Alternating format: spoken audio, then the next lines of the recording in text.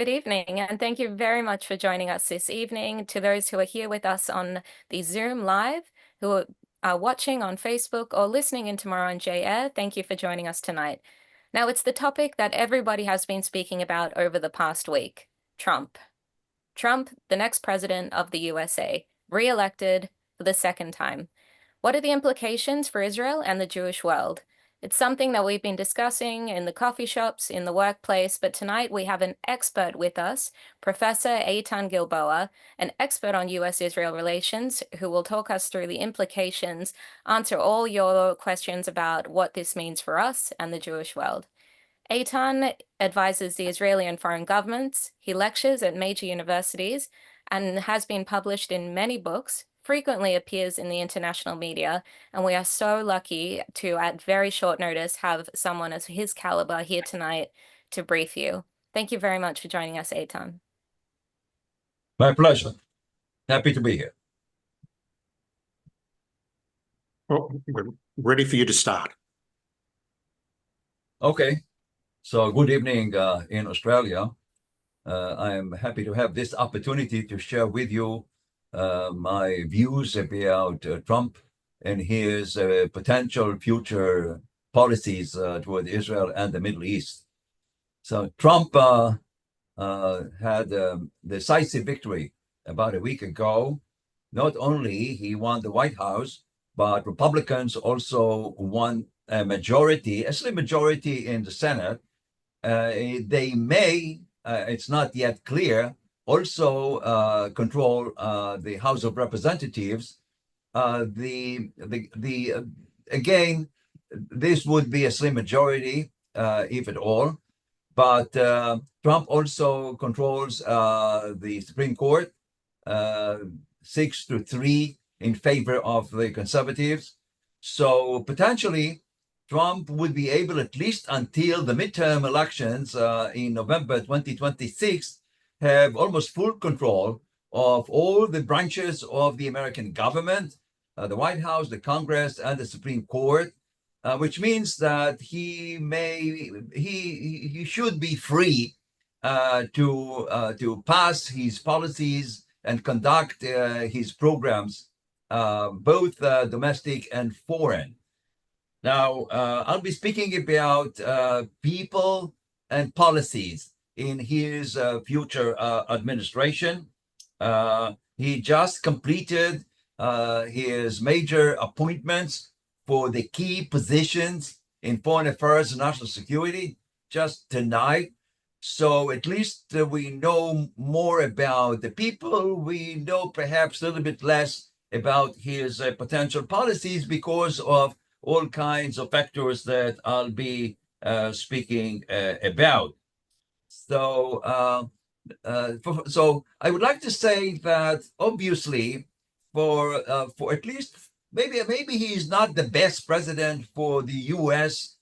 Society and politics, but certainly for Israel, he is much better than his opponent because Kamala Harris would have been a very weak president.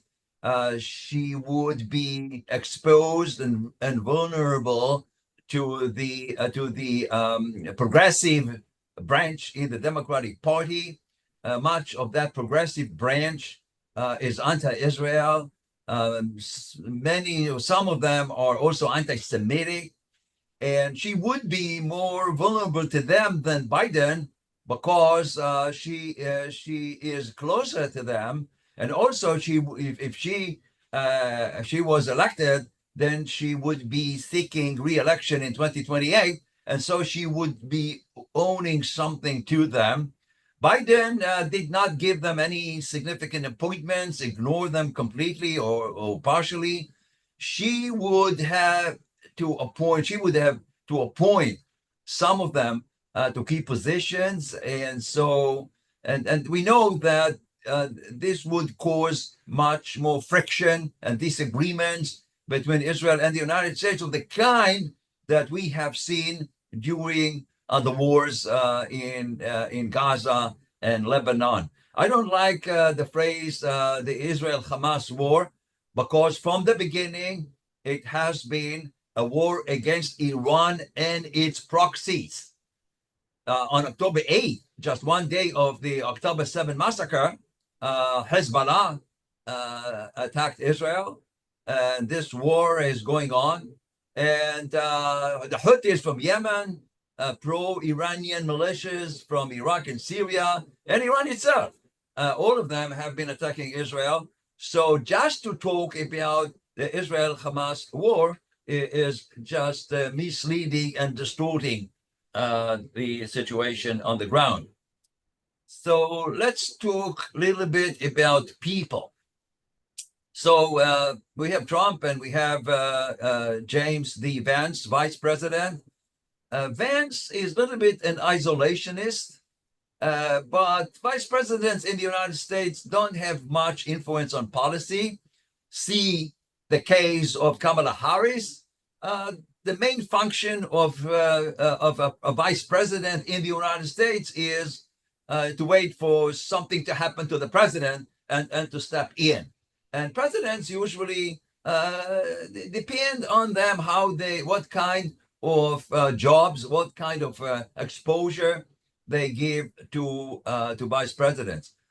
Another point which I want to make, because I'll be speaking about people, the people he has appointed in the United States government. Only the president makes decisions. He has 4 years. Nobody can vote him out of office. He does not have to listen to any coalition parties, or any leaders. It is not just a coincidence that in the United States, ministers are not called ministers. They are called secretaries. Secretary of State, Secretary of Defense. The president appoint them. The president can fire them without even notice. Even for Trump, he done it during his first term. He can just send a message through a social network. So let's talk a little bit about the people. Before that, I'd like to talk about the criteria that Trump used to select his people. First of all, loyalty, total loyalty. This is a lesson from his first term, because he found that a few people were there, disagreed with him, and then wrote terrible critical books about him. So loyalty is number one. Number two, support for his candidacy and for his running. This is number two. Number three would be their views. Their views have to be very close to his views. And number four, perhaps capabilities and experience. And I'm going to go over his appointments, and all of them have substantial experience in strategic, in international affairs. I also want to say that he started by saying that two of his previous appointments in his first term would not serve in his government. I am talking about Mike Pompeo, who was Secretary of State, and Nikki Haley, who was his ambassador to the United Nations. There were all kinds of speculations why he made that statement. Some say because they were not loyal enough to him. Some say that they would not fit into his new government. Some say they run against him. Well, he selected in the last 2 or 3 days people who criticized him, like Marco Rubio, and also run against him. So I don't know if this is really convincing, but let's talk about the appointments he already made.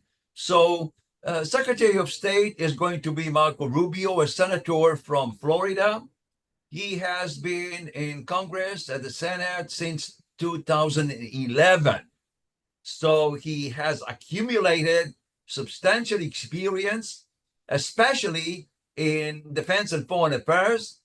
he has been a member of the Intelligence Committee and the Foreign Affairs Committee, and he strongly supported Trump. He ran against him in 2016, and Trump said awful things about him. But they eventually, after that, Marco Rubio supported him and became loyal to him. Now, I think this is a very important appointment for reasons that are usually ignored. The State Department has been, since 1948, a web of anti-Israeli bureaucracy.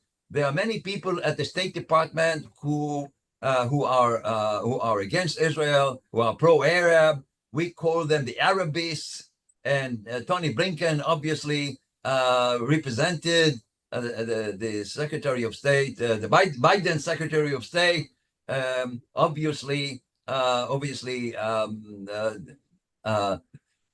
also gave them much room to play in his decision making. I don't want to go much into this, but I think Marco Rubio has an opportunity to reorganize the State Department, perhaps get out from there, expelled from there. Those who are very anti-Israel. Some of them resigned this year. They could not really support what they say. U.S. support for Israeli genocide in Gaza, which is complete nonsense, and you would not expect an intelligent person to repeat that nonsense. So Marco Rubio is a very significant appointment, and especially for the State Department. Defense, he selected for defense someone that was not mentioned in earlier speculations. His name is Pete Hegseth. He was an officer in the National Guard, served in several places, became a very popular commentator on Fox News, and wrote a few books about military affairs. And it's not clear how he would handle the Pentagon. There were speculations about other people, but I met Marco Rubio several times. I don't know anything about it. I never met Pete Hegseth, except that he's a very intelligent person. He wrote an excellent book, which I read recently, on veterans and their wars. National Security Advisor I met, very impressive guy. His name is Michael Waltz, and he is a representative at the Congress. He also was an officer. He served 26 years in the American military, including service in Iraq. He is a colonel in the military, and a very, very impressive guy. So I think, and he combined military service as well as work at the Pentagon, at the White House, several administrations, and also in Congress. So he has accumulated a lot of experience in Washington, in government, in defense. I think he's a very good selection for a national security advisor. The main function of the national security advisor is to receive information and coordinate activities and actions throughout the U.S. Bureaucracy. So he receiving information from State Department, Defense Department, the CIA, and other branches of the government, and then present to the president alternatives for decision making. Another appointment which I consider to be very significant and interesting is of Elise Stepanik, also a representative from northern New York in the House of Representatives. She is very young. She's only 40. She was selected to represent the United States at the United Nations, and she's young, but also has experience because she was first selected to the House of Representatives when she was only 30. And she became very famous due to her interrogation of a few presidents, women presidents of elite universities in the United States. You may recall that interrogation at the Education Committee at the House of Representatives. She's also very impressive. I've never met her, but I think she was selected first and foremost because she strongly supported Trump. We already discussed that, but she has a big mouth, and I think Trump hates the United Nations and many of its agencies. The United Nations is a rotten organization. It is highly biased, politicized, and the Biden administration considered the UN as a legitimate organization. He took it seriously. Also, Tony Blinken. Trump, during his first term, showed his contempt to the United Nations. He took the UN, the US out of the Human Rights Council, which is a big joke, because this organization includes those countries which are the greatest violators of human rights in the world, like Russia, China, Venezuela, all kinds of those countries. And so he took the US out of that place. He reduced contributions, US contributions to the UN. And so I think that at least Stepanek is going to really expose UN hypocrisy, double standards. You may know that this United Nations has not yet condemned the Hamas attack on October 7th. Has not condemned, and it took them forever to accept and admit the sexual abuses of Hamas's terrorists in Israel. So I think this is a very good selection, and I think she will give hard time to the UN, and she will very closely cooperate with the Israeli ambassador to the United Nations. His name is Danny. Forgot his last name. Danny Danon. Danny Danon, right? Danon. So, I think she has the qualities of maybe becoming a candidate to the U.S. presidency. I believe that the United States society is not yet ready for a woman president. But I think maybe in 4 years, maybe in 8 years, and I think the first woman president of the United States is going to be a Republican, not a Democrat. And I'm remember what I'm saying about her. She could be a good candidate. So the last appointment which I would like to mention is that of CIA director. His name is John Ratcliffe.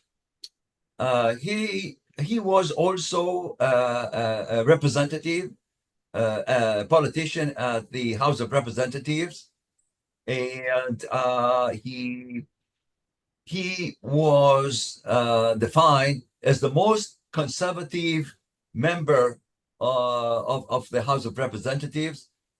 He resigned from the House because because Trump appointed him to director of national intelligence, and now now Trump picked him up to be director of the CIA. So these are the 5 most important appointments for foreign policy, national security positions. I think that the fact that Trump made those appointments quite fast, only within a week, for me it means that he was well prepared to make those appointments, and that all the rumors that he is going to be an isolationist, would not be that much interested in foreign affairs. I think the fact that he completed the appointments for foreign policy and national security positions, as well as if you look at the kind of people he appointed, for me, it means that he is not going to ignore foreign affairs. He may be more careful. He may be more demanding. other countries to help the United States, to participate with the United States in dealing, in confronting challenges, but not that kind of isolation that some of the people around him were talking about. He completely neutralized those isolationists from these appointments. I also want to mention one person, Elon Musk. He is going to be the head of the Council for Government Efficiency. But I think that this position would be hiding his main role in the Trump administration. I think without him, I don't know if Trump would have been elected. He contributed he donated $110 million from his own pocket. He won Trump's campaign in Pennsylvania, a swing state, an important swing state. And he is the owner of X, previously Twitter. And in Twitter, he attacked Kamala Harris. He praised Trump, and he said that even if Trump does not have the greatest personality, you should be loyal to the party and to conservatism, and then you should vote for him. So Elon Musk really won a major place near the ears of Trump. And how we can confirm that when President Zelensky, Vladimir Zelensky, called, we're talking on the phone with Trump. Elon Musk was on that phone call. He was listening to that phone call. So I imagine that in addition to all the people who I mentioned, he is going to be a very important person. Now, going to Israel and the Middle East, Trump appointed ambassador to Israel, Mike Huckabee. He is an evangelical priest who became the governor of Arkansas, and then again a Fox commentator. He strongly supported Israel. Be an evangelical, tells the whole story. But I think that Netanyahu, at least Netanyahu, would prefer to conduct direct contacts with the White House via his ambassador to Washington, Yechiel Leitner. He was also appointed just a few days ago. Mike Huckabee could be another ambassador for Israel at the White House instead the other way around. He also appointed, Trump appointed a friend of his. His name is Stephen Whitecoff. He's a real estate developer, very rich person, to be a special envoy to the Middle East. Now, I don't know what kind of qualifications that person has to be a special envoy. Now, a special envoy is like a vague type of position, but my suspicion is that due to his exceptional business achievements, Trump may want to use these achievements to perhaps engineer, promote deals, business deals with Persian Gulf countries, and this might be the reason for his selection. Now, I want to talk a little bit about policies. So all of the people whom I mentioned are very Republican, very conservative. They are very critical of China and Iran. I don't know about Russia. They are less enthusiastic for supporting the Ukraine. Trump said he wants to achieve peace in Ukraine. He wants to call his friend Putin, but this is still not clear. So Russia, I don't know. They are very, very critical about Iran. Some of them have said that the only way to deal with Iran's nuclear weapons would be by using force. This option, American presidents from Obama on, since Obama on, said that the military option is on the table, but nobody believed that. And after the failures, U.S. failures in Afghanistan and Iraq, it seems that there's not enough support both in government as well as in public opinion and the media for another major military intervention in the Middle East. So this is still not clear. About Israel, all of these people are very, very strong supporters of Israel. Some of them are even more to the right of Likud or the rightist parties in the government. Some of them have supported annexation of the entire Yudan Shomron, the West Bank. Some of them are very critical about the Palestinians and the Palestinian Authority. But again, I'm coming to my first point, which is in the United States, only the president calls the shots. So you may, so in Israel, in the last few days, the government and the people were very happy about Trump's victory. And in the last few days, if you look at the Israeli media, you would find many, many statements made by all the people I mentioned earlier. They made very strong statements in support of Israel, in support of the war against Hamas, Hezbollah in Iran.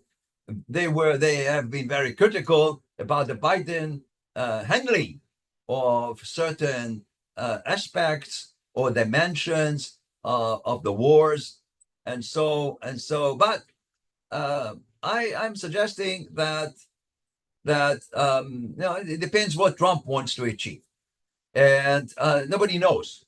For the most certain thing about Trump is that he is very uncertain.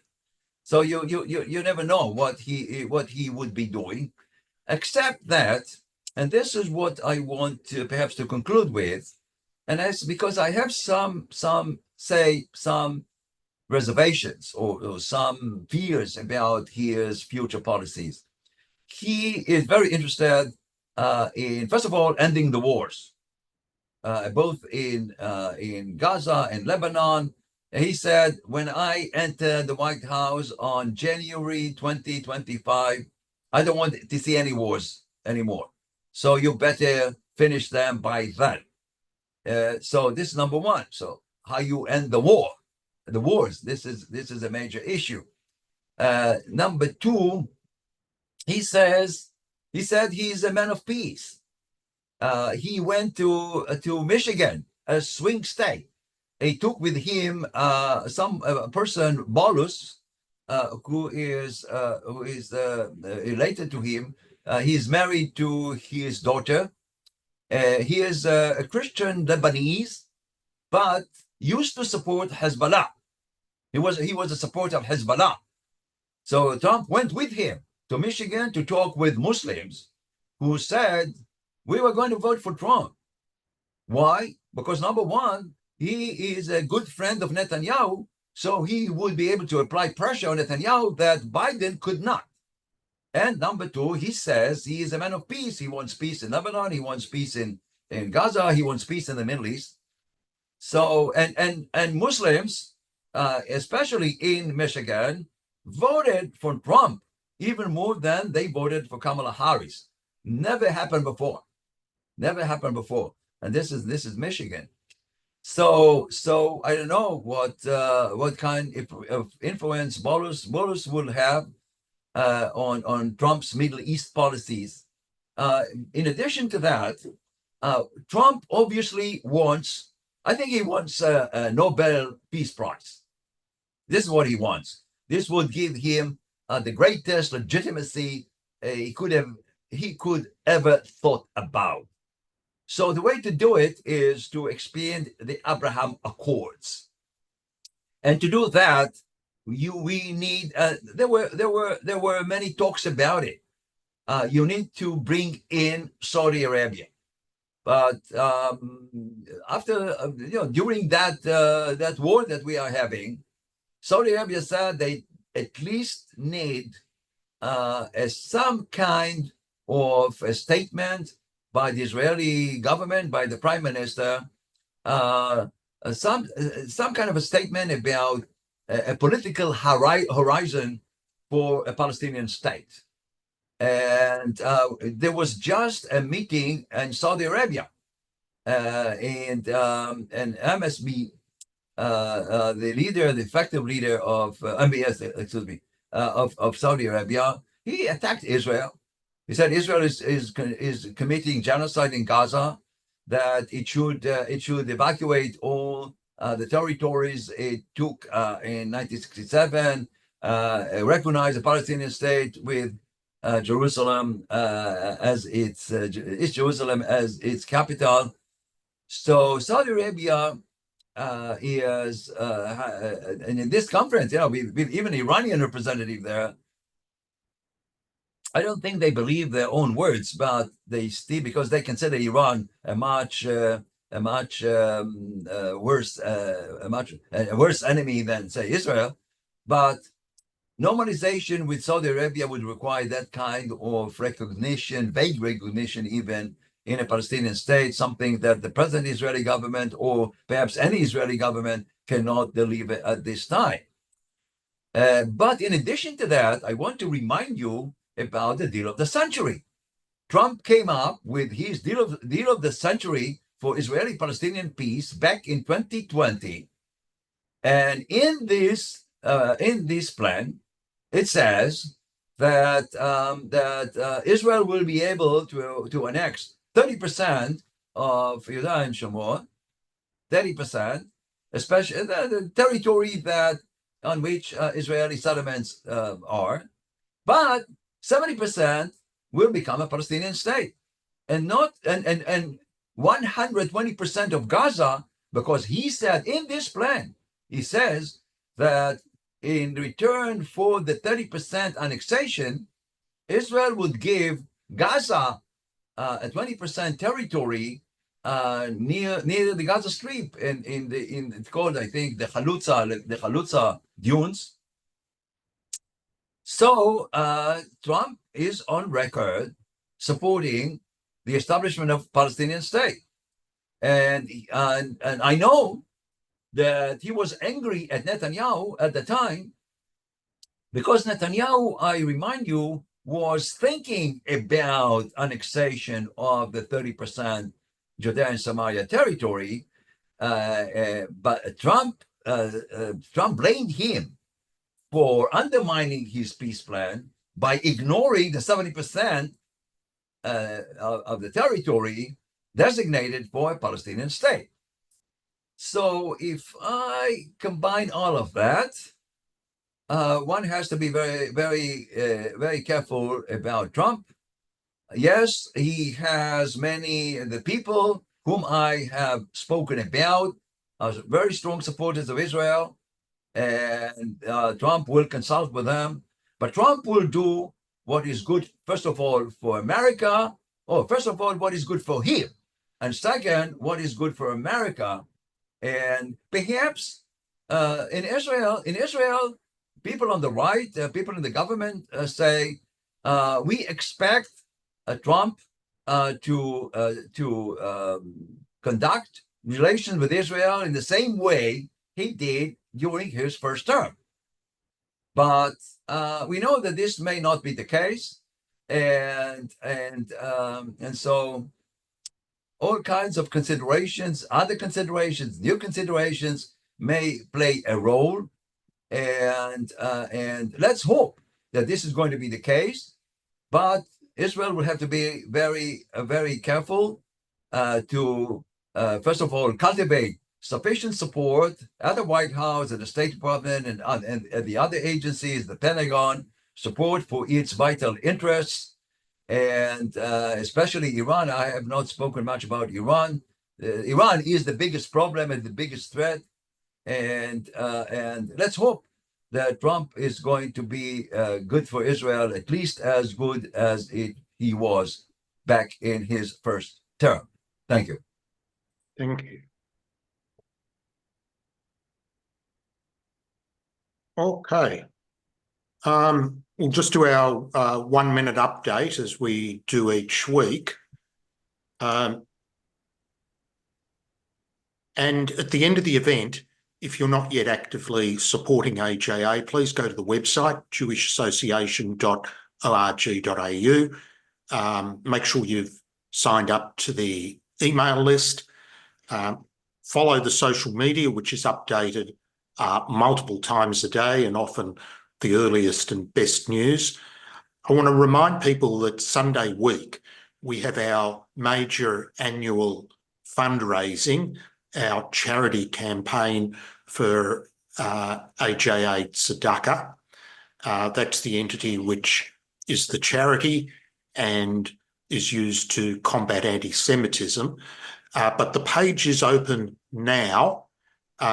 So anyone who is contemplating a donation, you can do online now on that website, charity.com/AJAT. The link is also going out in each of our emails. And anyone who is able to be a matcher for the campaign, which is a larger donor, please be in touch. We do need some additional matches to ensure the campaign is successful. Next week, we'll be looking at laws to defend Jewish rights with Menachem Vorkheimer, who has initiated domestic legal actions. Very fascinating. So to you, Tennille, to manage the question time, please. Thank you so much, David, and thank you so much, Eytan. I'd like to reiterate David's words. Our charity page is now open, Sunday, the 24th of November. I've popped the link in the chat if you want to take a look, if you want to put that in your diary as a save the date or make a pledge now. We do not have any support from the government, large Jewish organizations. We solely rely on your support to do what we can do to fight anti-Semitism. So please, the last thing I'll ask you before we hand over to Q&A is share that link with your family and friends. As I mentioned, we don't have support from other organizations. We are relying on you and your generosity to share that page, to tell your family, to tell your parents, kids, brothers, sisters, everything counts. So please, and we won't annoy you after Sunday the 24th. So just bear with us a little bit longer. Eytan, that was a fabulous speech, and thank you very much. I see we have a lot of questions to get through tonight. So we'll start with Ilana, if you'd like to unmute, please. Yes, yes, I there are many issues that I have not been able to talk about. I have had only 30 minutes. Yes, Iran is a major issue. Oh, sorry. We're going to Ilana, who will ask you a question now. Oh, you want somebody to ask a question? Yeah. Iran's a good one too. Yeah, Ilana? Eytan, can you hear me? Yeah, yes, I do. Oh, good. I wasn't sure because I can't see my picture on it. First of all, Eytan שלום. מדברת פה אילנה מאוסטרליה. אתה זוכר אותי, לא? כן. אני אילנה שלום. אתה זוכר אותו? בטח. רציתי קודם כל להגיד לך שלום, ונורא שמחתי לשמוע את הדיבור הזה. So now I'll ask the question in English. It's just that I know Eytan from many years ago, since 1975, because I was good friends with his deceased sister. Eytan, I wanted to ask you, everyone refers to the Arabs from this area as Palestinians. Now, the Iranian Revolutionary Guard, with its proxies, is using the term Palestinian in order to spread their caliphate worldwide.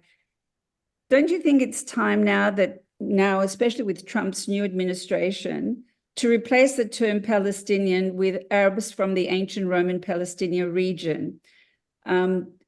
At least, you know, in the United Nations, in press conferences and places like that, it's never too late to start changing the narrative, because I think all over the world, they look at it as poor Palestinians, but they don't realize that the term has just been used to be able to promote the IRG's agenda.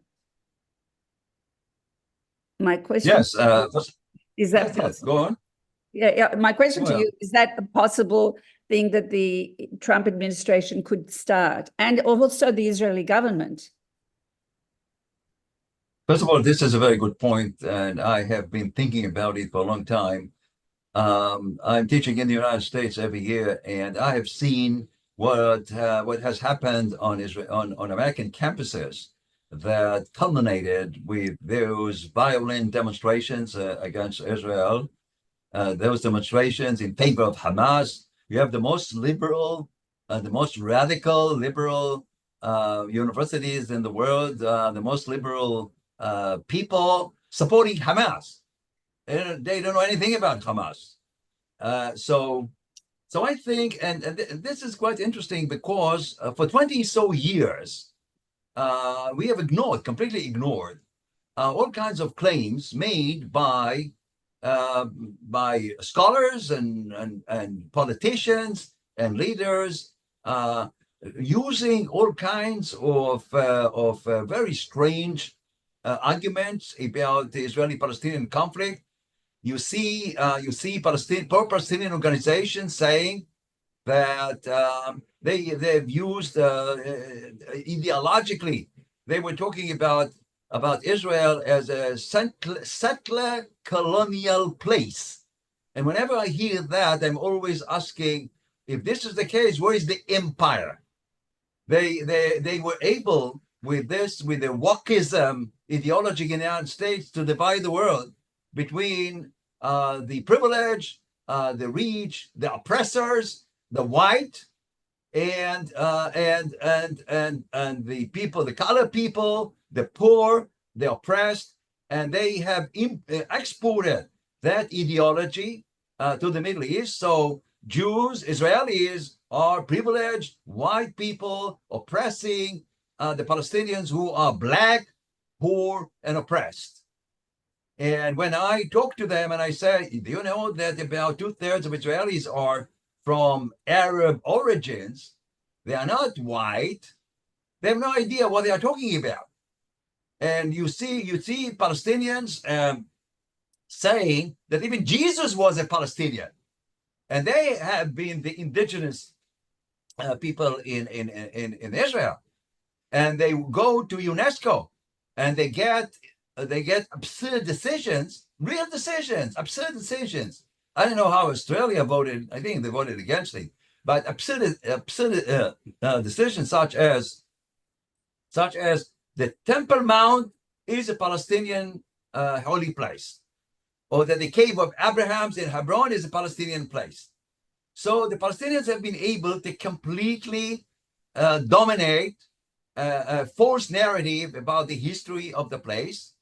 I think we have to start somewhere. We have Israel neglected that for a long time, and we pay the price now. So I think we should start with it, but I think it would take. I think the present. We've conducted studies of young people. Young people are so ignorant about what is happening here, about the history of it. They don't know anything. Somebody conducted research on those who are chanting from the river to the sea, Palestine will be free. Only 30% knew which river and which sea. They are so ignorant, it's unbelievable. So I think this should be a long-term project. It's going to be very difficult to counter, to erase those deeply held narratives especially among young people. But this should be a project of both Israel and the Jewish people. And I don't know, it would be good if Trump himself and his people would say so, something that the Biden administration could not say. But if they were to say so, it would be great. But this would not be enough. A major project would have to be adopted to accomplish that goal. Thank you. We'll go now to the director of Whose Land, Hugh Kitson. I'll mention we do sell the DVDs at our AJ shop, both part 1 and part 2. Hello, Eytan. Earlier you did talk about Trump with his deal of the century in 2020. As I recall it, it was conditional, and I understand since October of last year and the terrible pogrom, he's actually come out and said there is no case for a Palestinian state, or words to that effect. Do you think that Donald Trump might just stand behind that and actually help slaughter the sacred cow, the two-state delusion, which the nations are doubling down on at this time? I don't know. That's the problem. I know. I think any rational person, except maybe your foreign minister, may think that it's time to establish a Palestinian state and this would solve the problem. We have just been proven that this is exactly the opposite of the problem, because, and this is again, not too many people know, because you see all kinds of people and organizations talking about Gaza as an occupied Israeli territory. Israel left Gaza years ago, and we were told that Gaza will be the Singapore of the Middle East. Instead, they took money, also from Australia, for charity, for food, for welfare, and used it to build tunnels. And every day we discover depots, munitions, missiles. The underground tunnels in Gaza, it's unbelievable. Unbelievable. Hundreds and hundreds of kilometers. And so Gaza was an opportunity for the Palestinians to prove that they can rule, they can administer themselves and live in peace in Israel. This was proven false.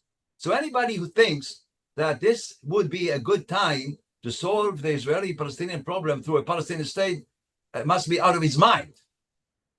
So, but see, this is why I mentioned Saudi Arabia. Even Saudi Arabia is not demanding that a Palestinian state be established tomorrow. They talk about some kind of a vision. And we had all kinds of prophets in the Bible. You have visions. Okay, as a vision, I would be supporting a vision that maybe in another, maybe 30 years, another generation, well, we may consider a Palestinian state, but not now. But so the question, I don't think that Trump is going to revive his plan. He may be adjust it, but this depends on what Saudi Arabia is going to demand in return for normalizing relations with Israel. And I'm not so confident about that. Thank you. Alan Friedman. Yeah, thank you, Eytan. As you have observed, Donald Trump appears very focused in preparing for his next presidency. And to me, it almost looks like that not only is he wanting to make America great again, he wants to change the world. And I would say that if anybody can turn the woke boat around, then President Trump could do it. Do you think I'm reading a bit too much into this? Yes, I think that, well, here is another problem. We have seen in the last year or so the solidification of an axis of evil, and this axis includes Russia, China, North Korea, and Iran. And it's quite interesting to note that in relation to the elections in the United States, Russia, China, and North Korea preferred Trump, but Iran preferred Kamala Harris. Yet, during the year, relations among those four members have become very close. And we see now North Koreans are now going to Ukraine. We see all kinds of weird things. And so the question is, in my mind, whether or not Trump really understands that threat to the United States and to the West. You know, I've given up on Europe. You know, Europe is a lost case, and we have seen that in Amsterdam. Because the Muslims are now doing whatever they want in those places for all kinds of reasons. So these countries became very anti-Semitic, and so I don't know. Trump believes that Putin is his friend. Xi Jinping of China, he understands that he must confront China, but in his first term, he used mostly economic measures. This would not be enough, especially when China is now threatening to take Taiwan by force. And at one time, he said, "I couldn't care if China take over Taiwan. I don't care much about it." This was a stupid statement to make. So obviously, the global is connected to the regional, in this case, to the Middle East. Obviously, Israel is not fighting just Hamas. Israel is fighting that axis of evil on behalf of the West, on behalf of the United States. This issue is not sufficiently driven by those who support Israel.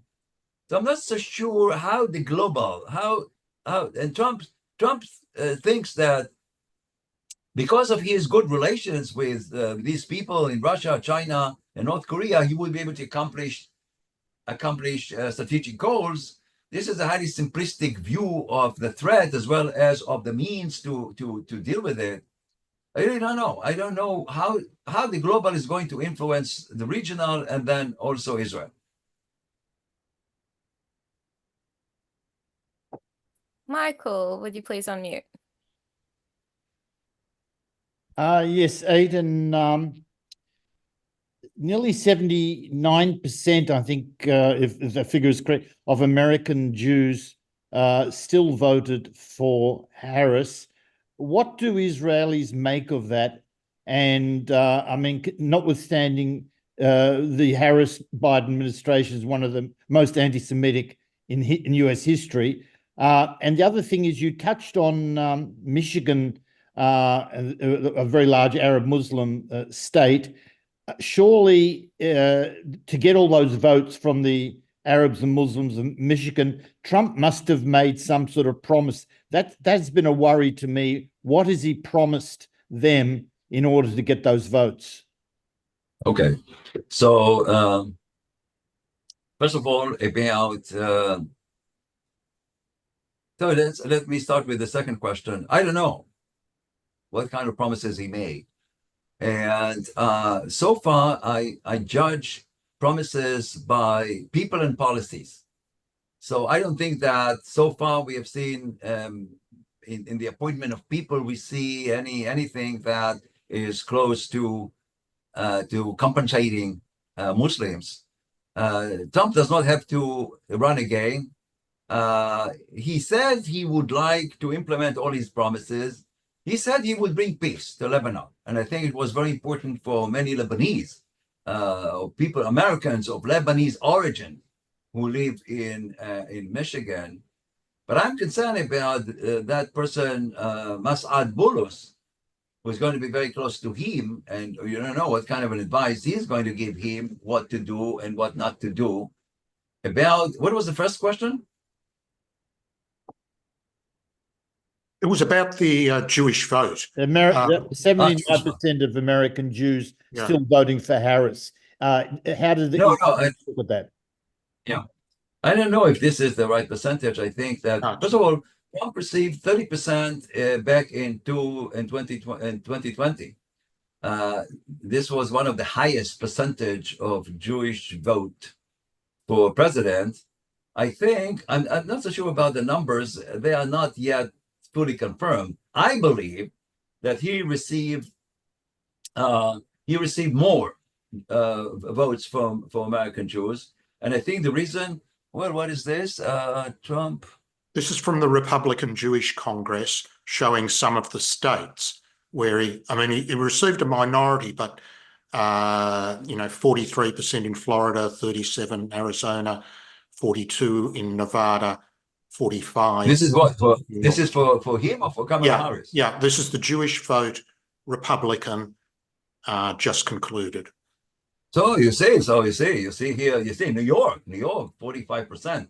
So I think this means that I think that American Jews have been very disappointed by the failure of the Biden administration to confront anti-Semitism. But let's see. I want to see the Trump administration doing much more than Biden to confront anti-Semitism, especially in campuses. I want to see the Department of Education. I want to see Congress. First of all, I want to see much more law enforcement. There are many laws that have not been enforced.